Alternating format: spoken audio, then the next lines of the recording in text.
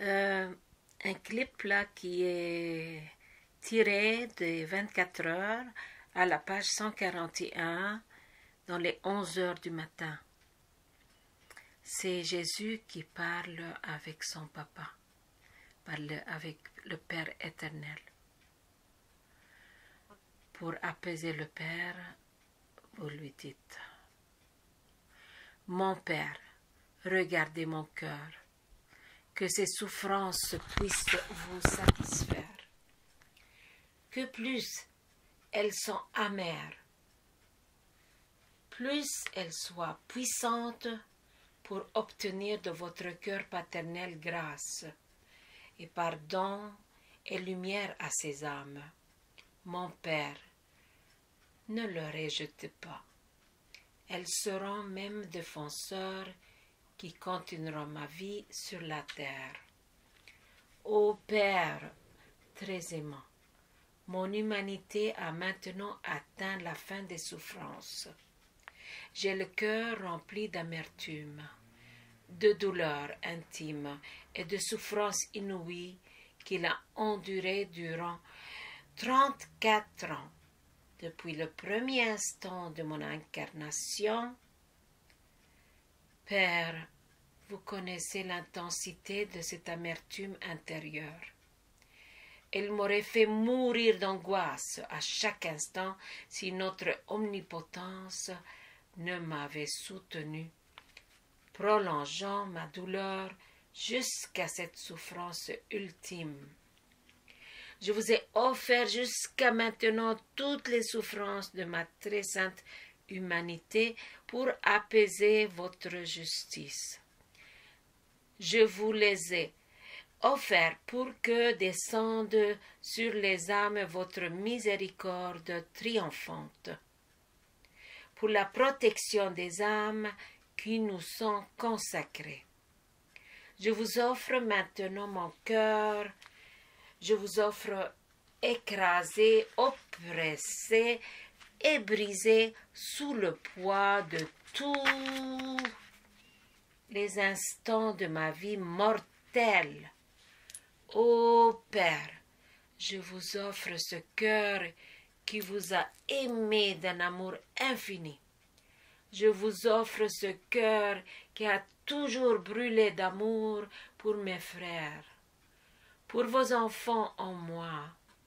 Je vous offre ce cœur généreux avec lequel j'ai désiré souffrir, pour vous donner complète satisfaction pour les péchés des hommes.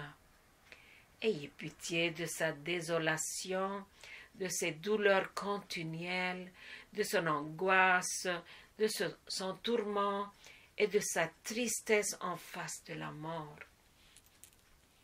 Ô Père, y a-t-il jamais eu un battement de ce cœur qui n'ait cherché votre gloire et le salut de mes frères, au prix de mes souffrances et de mon sang? Mon cœur oppressé s'est-il pas épanché en supplications, gémissements et soupirs ardents? N'ai-je pas pleuré et imploré miséricorde en votre présence pendant 34 ans? Ô Père, vous m'avez entendu un nombre de fois infini pour un nombre d'âmes infini, et je vous donne des remerciements infinis. Mais Père, les souffrances de mon cœur ne peuvent être calmées.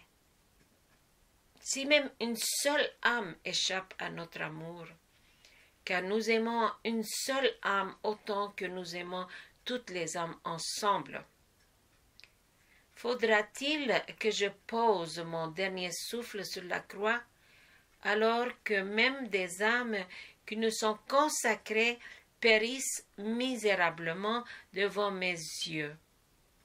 Je suis déjà noyé dans une mer d'angoisse à cause du traître Judas, de son iniquité, de sa perte éternelle.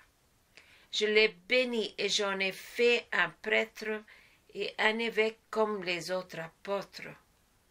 mais il était si dur et si ingrat qu'il a rejeté mes plans d'amour. Mon père, que cesse cet abîme de souffrance, que cesse ce que je vois, des âmes choisies par nous pour ce même appel sacré et qui veulent suivre Judas. Aide-moi, mon père, aide-moi. Je ne peux supporter toutes ces souffrances. Y a-t-il une seule fibre de mon cœur qui ne souffre plus que tout le reste des plaies de mon corps?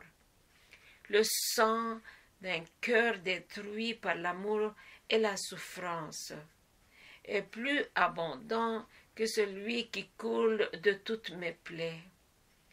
Ayez pitié, mon Père, ayez pitié de moi. Je veux souffrir à l'infini pour les pauvres âmes. Ayez pitié de toutes les âmes, spécialement celles des âmes et des femmes qui ont été appelées à mon saint service et à mes noces d'amour. Écoutez, ô Père, mon cœur qui se meurt intensifie ses battements enflammés, et il s'écrie: Mon Père, en échange de toutes ces souffrances, je demande des grâces efficaces de repentir et de conversion véritable pour chacune de ces malheureuses âmes. J'ai soif de plus de souffrance pour chacune. Mon Père, j'ai toujours fait votre volonté. Que ma volonté à présent, qui est aussi vôtre, soit parfaitement accomplie par amour pour moi, car je suis votre Fils bien-aimé, en qui vous avez mis toutes vos complaisances. Amen.